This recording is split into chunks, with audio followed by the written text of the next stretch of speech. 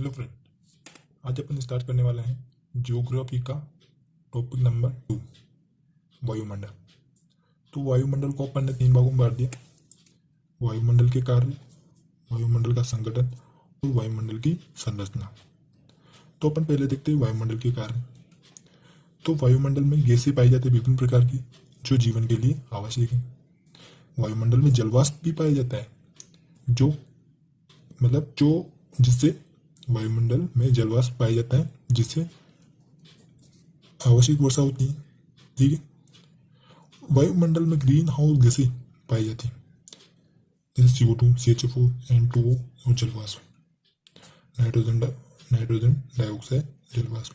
Green house गैसें पाई, ये green house गैसें पृथ्वी के औसत तापमान को बनाए रखती हैं। ग्रीन हाउस गैस पृथ्वी के औसत तापमान को बनाए रखती है। वायुमंडल हमें उल्का पिंड से भी बचाता है। ठीक है।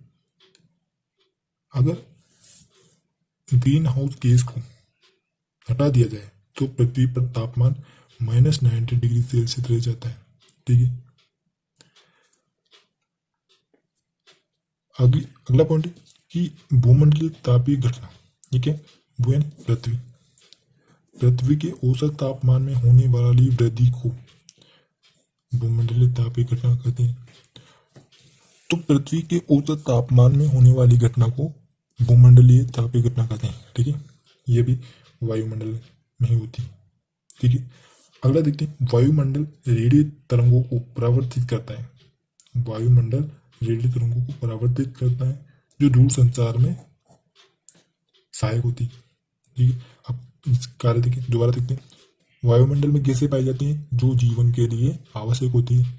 जलवाष्प पाया जाता है जिससे आवश्यक वर्षा होती है। ग्रीन हाउस गैसें पाई जाती हैं जो पृथ्वी के तापमान को बनाए रखती हैं। ग्रीन हाउस गैस कौन सी है? CO2, CH4, N2O और जलवाष्प। ठीक है। हमें वायुमंडल उल्का पिंडों से भी बचाता है। भूमंडलीय तापीय घटना ये भी वायुमंडल में होती है, क्योंकि पृथ्वी के औसत तापमान में होने वाली वृद्धि को ही भूमंडलीय तापीय घटना या वैश्विक तापमान या ग्लोबल वार्मिंग भी इसे कहा जाता है। ठीक है। वायुमंडलीय हमें पराबैंगनी किरणों से भी बचाता है। तो वायुमंडल पराबैंगनी किरणों से भी बचाता है। ठीक है। तो ये कार्य देखिए, एक बार और देखते हैं कार्य। तो वायुमंडल में गैसें पाई जाती हैं जो जीवन के लिए आवश्यक है। जलवाष्प पाया जाता है जो या जिससे आवश्यक वर्षा होती है। ग्रीन हाउस गैस पाई जाती है, CO2, CH4, नाइट्रोजन डाइऑक्साइड और जलवाष्प, जो पृथ्वी के औसत तापमान को बनाए रखती हैं। अगर ये ग्रीन हाउस गैस हटा दी जाए तो -90 डिग्री सेल्सियस का तापमान रह जाता है। अगर वायुमंडल में उल्का पिंड गिर रहे हैं तो ये भी वायुमंडल हमारी रक्षा करता है। वायुमंडल उल्का पिंडों से हमारी रक्षा करता है। भूमंडलीय तापीय घटना वायुमंडल में संपन्न होती है। क्यों? जैसे पृथ्वी का अगर औसत तापमान में वृद्धि होगी, पृथ्वी के औसत तापमान में होने वाली वृद्धि ही भूमंडलीय ताप घटना कहलाती है, या वैश्विक तापमान कहते हैं, ग्लोबल वार्मिंग कहते हैं। वायुमंडल रेडियो तरंगों को परावर्तित करता है, जो दूर संचार में सहायता करता है। वायुमंडल रेडियो तरंगों को परावर्तित करता है, जो दूर संचार में सहायता करता है। वायुमंडल हमें पराबैंगनी किरणों से बचाता है। ठीक है। तो ये कार्य संपन्न हुए। अब अगले की अपन बात करते हैं संगठन के बारे में अपन क्या देखते हैं। देखिए, इस वायुमंडल में संगठन 2 प्रकार से होता है, या 2 तत्व से मिलकर बना होता है, स्थायी तत्व और अस्थायी तत्व। तो संगठन स्थायी और अस्थायी तत्वों से मिलकर बना होता है। अर्थात वायुमंडल में कौन कौन सी गैसें पाई जाती हैं? तो गैसें भी स्थायी और अस्थायी प्रकार से होती हैं।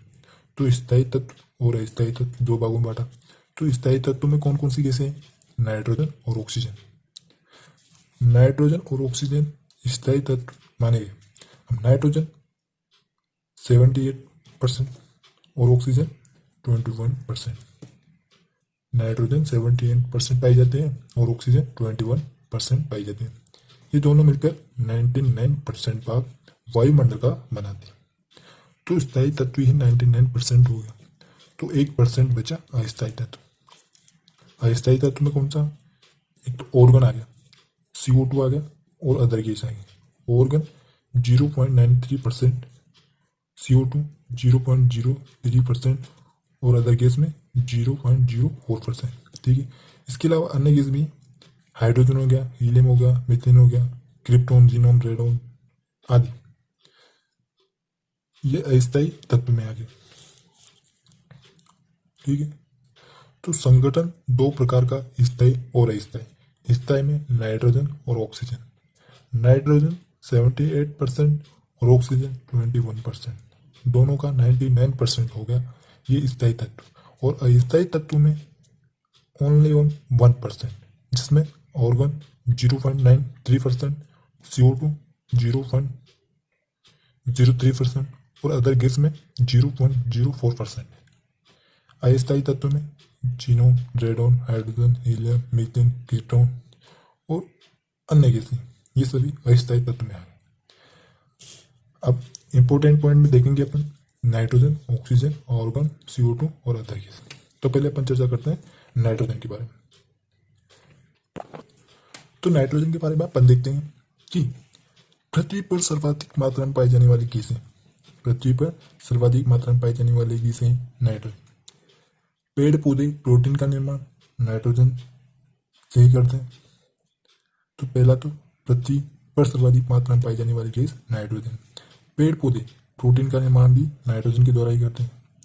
और अगला है कि आग को कम करने या फैलने से, आग को कम करने या फैलने से रोकने के लिए नाइट्रोजन का प्रयोग किया जाता है। जबकि आग बुझाने के लिए तो CO2 का प्रयोग, आग जलाने के लिए O2 का प्रयोग, और आग को फैलने या रोकने या कम करने के लिए नाइट्रोजन का उपयोग किया जाता है। ठीक है, नाइट्रोजन ही वायुमंडलीय दाब का सबसे महत्वपूर्ण घटक है। वायुमंडलीय दाब का सबसे महत्वपूर्ण घटक नाइट्रोजन है। ठीक है, अब नाइट्रोजन रंगहीन है, गंधहीन है और स्वादहीन है। अर्थात इनमें न तो स्वाद पाया जाता है, न रंग पाया जाता है, न ही किसी प्रकार की गंध पाई जाती है। अब ये नाइट्रोजन का उपयोग कहाँ किया जाता है? रंगमंच में, कार्यक्रमों में कृत्रिम द्रव्य के रूप में किया जाता है ना। तो कृत्रिम द्रव्य के रूप में नाइट्रोजन का ही प्रयोग किया जाता है, जहाँ जिसे रंगमंच के कार्यक्रमों में कृत्रिम द्रव्य के रूप में किया जाता है। अब लिक्विड नाइट्रोजन है, लिक्विड नाइट्रोजन देखिए, उसका प्रयोग कोशिका ऊतकों को सुरक्षित रखने के लिए किया जाता है। अब अगला देखते हैं ऑक्सीजन। ऑक्सीजन के बारे में आप जानते हैं कि ये जीवनदायिनी गैस है, जीवनदायिनी गैस है। भोजन के ऑक्सीकरण के लिए ऑक्सीजन का उपयोग किया जाता है। ऑक्सीकरण के भोजन के ऑक्सीकरण के लिए ऑक्सीजन का उपयोग होता है, यानी जीवनदायिनी गैस है। भोजन के ऑक्सीकरण के लिए ऑक्सीजन का उपयोग होता है।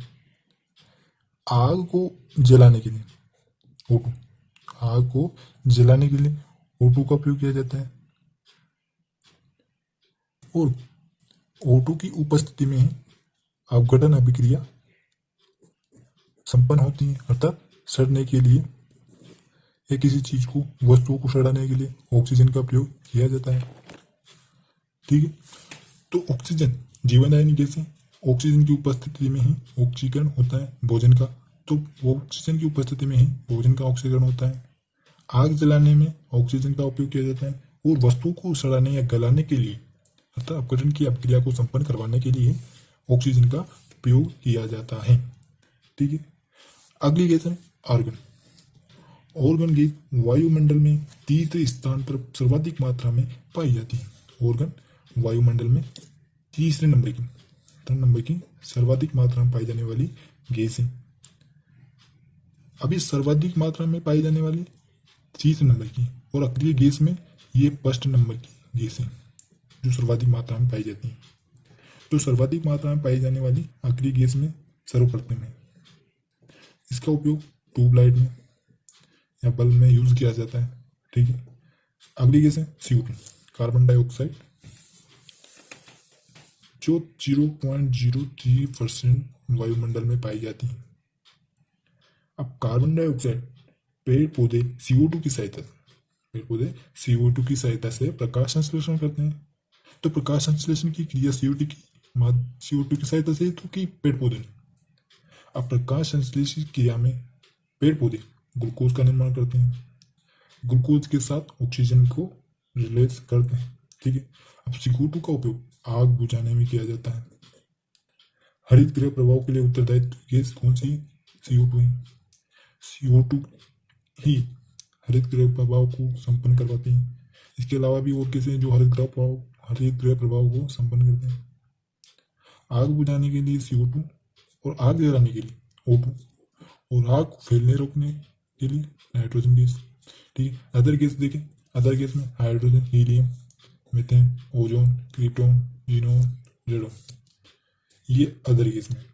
तो अदर गैस में देखते हैं हाइड्रोजन के बारे में। हाइड्रोजन गैस सबसे हल्की गैस है। ब्रह्मांड में सबसे ज्यादा पाई जाने वाली गैस हाइड्रोजन गैस है और सबसे हल्की गैस है। दूसरा, भविष्य के ईंधन के रूप में जाना जाता है हाइड्रोजन। तो हाइड्रोजन सबसे हल्की गैस और ब्रह्मांड में सर्वाधिक मात्रा में पाई जाने वाली गैस, इसे भविष्य का ईंधन कहा जाता है। अगला आता है हीलियम। हीलियम गैस है जो दूसरी सबसे हल्की गैस है।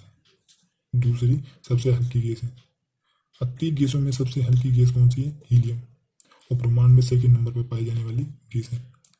हवाई जहाज के टायरों में वो पर्यटक गुब्बारों में हवाई जहाज के टायर और पर्यटक गुब्बारों में हीलियम गैस का उपयोग किया जाता है। ठीक है।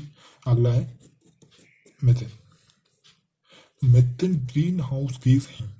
इसे बायोगैस या गोबर गैस या मार्स गैस भी कहा जाता है, जो खेती के लिए अधिक उपयोगी है। ठीक है। Methane gas. अगला देखते हैं ओजोन गैस। ओजोन गैस समताप मंडल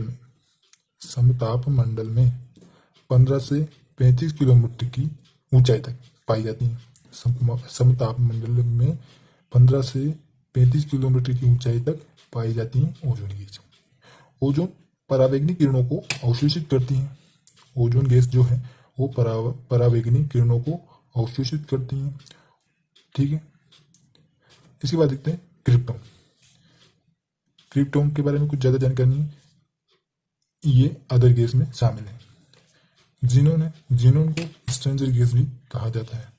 स्ट्रेंजर गैस भी कहा जाता है। ठीक है। इसके बाद रेडोन है। रेडोन सबसे भारी गैस जो मृदा में पाई जाती है। रेडोन सबसे भारी गैस है और मृदा में पाई जाती है। अगर अचानक रेडोन की मात्रा बढ़ गई तो भूकंप का संकेत है। अगर रेडोन की मात्रा अचानक से बढ़ जाती है तो यह भूकंप का संकेत माना जाता है। ठीक है। अगला है जलवाष्प। तो वायुमंडल का सबसे अस्थिर घटक, यह अस्थिर घटक माना जाता है। अस्थिर घटक। तो वायुमंडल का सबसे अस्थिर घटक जलवाष्प है, जो सभी मौसमी घटनाएं जलवाष्प की उपस्थिति में ही सभी मौसमी घटनाएं संपन्न होती हैं। अर्थात जलवाष्प है तो वर्षा है, कुछ भी सभी मौसमी घटनाएं संपन्न होती हैं, अर्थात स्थिर घटक माना गया है। पृथ्वी से ऊपर जाने पर वायुमंडलीय दाब कम होता है, एटमॉस्फेयर कम होता रहता है। ठीक है। अब अगला देखते हैं संरचना, वायुमंडल की संरचना। वायुमंडल की संरचना को अपन ने दो भागों में बांटा है, सममंडल और विषम मंडल। सममंडल के भाग हैं और विषम मंडल के विभाग हैं। सममंडल के 3 भाग हैं, क्षोभ मंडल, समताप मंडल और मध्य मंडल। ऐसे ही विषम मंडल के भी 2 भाग हैं, आयन मंडल और बहिर्मंडल। ठीक। अपन पहले देखते हैं सममंडल के भाग। तो सममंडल के पहला भाग क्षोभ मंडल है। तो क्षोभ मंडल के बारे में देखते हैं कि भूमध्य रेखा से 18 किलोमीटर तक, ध्रुव से 8 किलोमीटर तक। तो इनका औसत ऊंचाई 13 किलोमीटर है। तो क्षोभ मंडल की भूमध्य रेखा से तो 18 किलोमीटर है और ध्रुव रेखा से 8 किलोमीटर है ऊंचाई पर। 8 किलोमीटर, 18 किलोमीटर ऊंचाई पर भूमध्य रेखा से है और ध्रुव से 8 किलोमीटर ऊंचाई पर क्षोभ मंडल है। तो इनका औसत ऊंचाई 13 किलोमीटर है। क्षोभ मंडल की औसत ऊंचाई 13 किलोमीटर है। तो सर्वाधिक गैसों का मिश्रण क्षोभ मंडल में पाया जाता है और सभी मौसमी घटनाएं भी क्षोभ मंडल में होती है। तापमान की समान ह्रास पर इस मंडल में कार्य होता रहता है। सभी मौसमी घटनाएं होती हैं और गैसों का मिश्रण पाया जाता है, गैसों का मिश्रण पाया जाता है। प्रत्येक 1000 मीटर की ऊंचाई पर या फिर 165 या तो 1000 मीटर या 1 किलोमीटर या 165 मीटर की ऊंचाई पर, 1000 मीटर की ऊंचाई पर तो 6.5 डिग्री सेल्सियस तापमान घट जाता है और 165 मीटर की ऊंचाई पर 1 डिग्री सेल्सियस तापमान कम हो जाता है। तो क्षोभ मंडल, अब क्षोभ मंडल में क्षोभ मंडल की शीर्ष पर क्षोभ सीमा पाई जाती है। क्षोभ सीमा पर जेट धाराएं पाई जाती है। तीव्र गति से चलने वाली धाराएं या पवन को जेट धारा कहते हैं। तो क्षोभ मंडल सीमा में ही जेट धाराएं पाई जाती हैं। तो फिर से देखते हैं कि क्षोभ मंडल भूमध्य रेखा से 18 किलोमीटर की ऊंचाई पर और ध्रुव से 8 किलोमीटर की ऊंचाई पर पाई जाती है और इसकी औसत ऊंचाई 13 किलोमीटर है।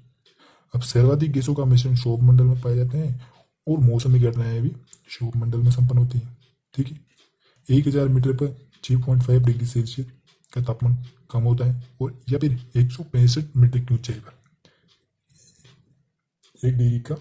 1 डिग्री का तापमान, 1 डिग्री सेल्सियस तापमान कम होता रहता है। ठीक है, ये हो गया क्षोभ मंडल कंप्लीट। अगला देखते हैं समताप मंडल। समताप मंडल की ऊंचाई 50 किलोमीटर है। 50 किलोमीटर ऊंचाई पर समताप मंडल पाया जाता है। समताप मंडल की सामान्य ह्रास दर कार्य नहीं करती, जबकि क्षोभ मंडल की सामान्य ह्रास दर ये तापमान कार्य करता है। तो सामान्य समताप मंडल पर तापमान की सामान्य ह्रास दर कार्य नहीं करती। ऊपर जाने पर तापमान बढ़ता है। तापमान 0 डिग्री सेल्सियस है तो ऊपर जाने पर तापमान बढ़ता है। ओजोन गैस 90% पाई जाती है समताप मंडल में। 90% ओजोन गैस पाई जाती है, इसलिए ओजोन मंडल भी कहते हैं। तो समताप मंडल को ओजोन मंडल भी कहते हैं। यहाँ पर कोई भी मौसमी घटनाएं संपन्न नहीं होती या नहीं पाई जाती। मौसमी घटनाएं समताप मंडल में या ओजोन मंडल में नहीं पाई जाती।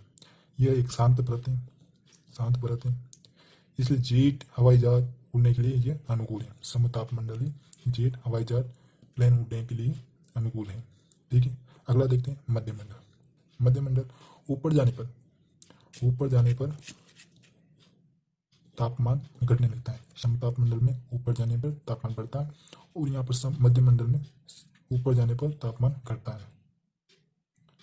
का तापमान -100 डिग्री सेल्सियस होता है। वायुमंडल की सबसे ठंडी परत वायुमंडल की सबसे ठंडी परत मध्य मंडल है। उल्का पिंड की घटनाओं को यहाँ संपन्न होती है। मध्य मंडल में उल्का पिंड की घटनाएं होती रहती हैं। ठीक है, अगला है विषुव मंडल के बारे में देखते हैं। सममंडल कंप्लीट हो गया, विषुव मंडल अपन देखते हैं। तो इसके भाग हैं आयन मंडल और बहिर्मंडल। ठीक है, इसमें है विषुव मंडल, आयन मंडल। पहला जो आयन मंडल है ये 80 से 640 किलोमीटर 80 से 640 किलोमीटर तक पाया जाता है।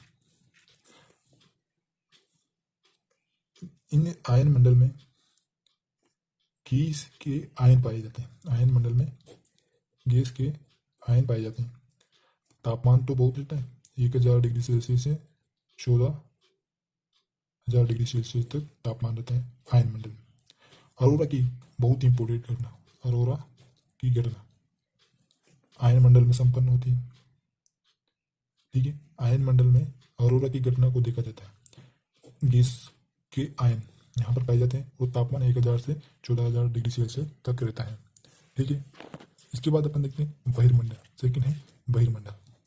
तो ये सबसे बाहरी परत हुई। पहला पॉइंट, सबसे बाहरी परत बहिर्मंडल और अंतरिक्ष के साथ जुड़ी हुई है। अंतरिक्ष के साथ जुड़ी हुई है। यहाँ पर कृत्रिम उपग्रह है, यहाँ पर परिक्रमण करते रहते हैं। तो बहिर्मंडल बाहरी परतें और अंतरिक्ष के साथ जुड़ जाती हैं और यहाँ पे पृथ्वी में ऊपर परिक्रमण करते रहते हैं। ठीक है, तो ये हुआ आपका वायुमंडल कंप्लीट।